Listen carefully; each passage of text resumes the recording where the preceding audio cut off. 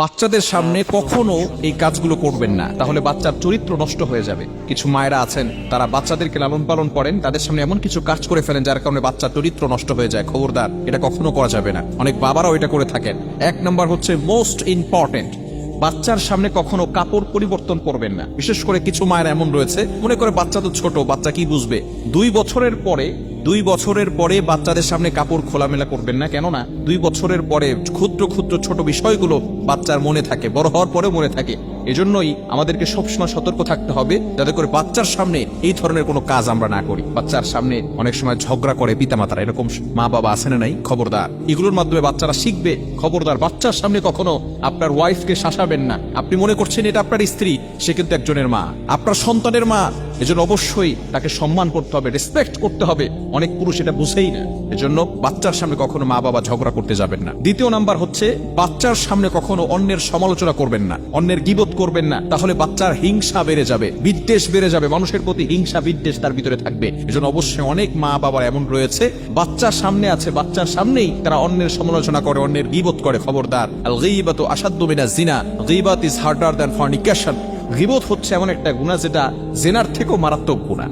যদি কোনো ব্যক্তি জেনা করে, ব্যভিচার করে, সে ব্যক্তি আল্লাহ তাআলার কাছে তাওবা করলে আল্লাহ তাআলা তার গুনাহ ক্ষমা করে দিতে পারেন অথবা দিবেন। কিন্তু কোনো ব্যক্তি যদি গীবত করে, যার গীবত করা হয়েছে, সে যতক্ষণ পর্যন্ত ক্ষমা না করবে আল্লাহ তাআলা তাকে কখনো ক্ষমা করবে না। এজন্য খবরদার, বাচ্চার সামনে কখনো অন্যের সমালোচনা করবেন না। নাম্বার 3, তৃতীয় নাম্বার হচ্ছে, বাচ্চার সামনে কখনো ছোট ছোট আমরা প্রতিশ্রুতি দিয়ে থাকি, মিথ্যা প্রতিশ্রুতি কখনো দিবেন না। বলি যে বাচ্চা, অনেক সময় আমরা এটা বলি, তুমি এটা করো তাহলে তোমাকে একটা সাইকেল কিনে দিব। খবরদার, এই ধরনের মিথ্যা প্রতিশ্রুতি বাচ্চাদেরকে দিবেন না। তাহলে আস্তে আস্তে বাচ্চাও আপনার প্রতি বিশ্বাস হারিয়ে ফেলবে যে বাবা তো এটা বারবার আমাকে বলেছে কিন্তু কখনো কিছু দেয়নি। আপনার যতটুকু অ্যাবিলিটি আছে ততটুকু আপনার বাচ্চাকে দেওয়ার চেষ্টা করবেন, এবং মিথ্যা প্রতিশ্রুতি দিয়ে বাচ্চাদের বিশ্বাস কখনো নষ্ট করতে যাবেন না। বিষয়গুলো খুবই গুরুত্বপূর্ণ বিষয়। আমরা বাচ্চাদেরকে লালন পালন করি, কিছু বাচ্চাদের লালন পালন করার জন্য কিছু আদব রয়েছে। মনে রাখবেন, শুধু সন্তানের পিতামাতার প্রতি দায়িত্ব বিষয়টা এমন নয়, বাবা মারও কিছু দায়িত্ব রয়েছে সন্তানদের প্রতি, যাতে করে এই সন্তান আস্তে আস্তে বড় হওয়ার পরেই সে ইসলামের পথে চলে আসে, সঠিক পথ সে চলতে পারে এবং সে আদর্শ শিক্ষা পায়। এগুলো কিন্তু অবশ্যই বাবা মার দায়িত্ব রয়েছে।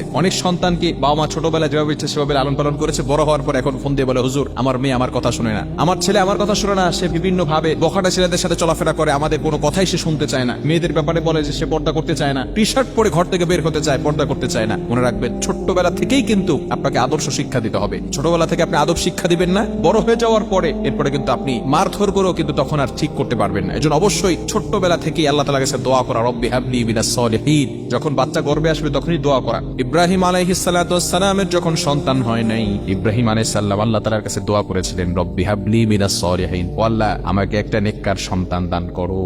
আল্লাহ পাক রব্বুল আলামিন তার এই দোয়াকে কবুল করে তাকে নেককার সন্তান দান করেছেন। এজন্য অবশ্যই পিতামাতার দায়িত্ব হচ্ছে সন্তানের জন্য দোয়া করা এবং সন্তানের সামনে, ছোট্ট বাচ্চার সামনে এই ধরনের কাজ কখনো না করা। আল্লাহ তাআলা আমাদের সকলকে বুঝার তৌফিক দান করেন।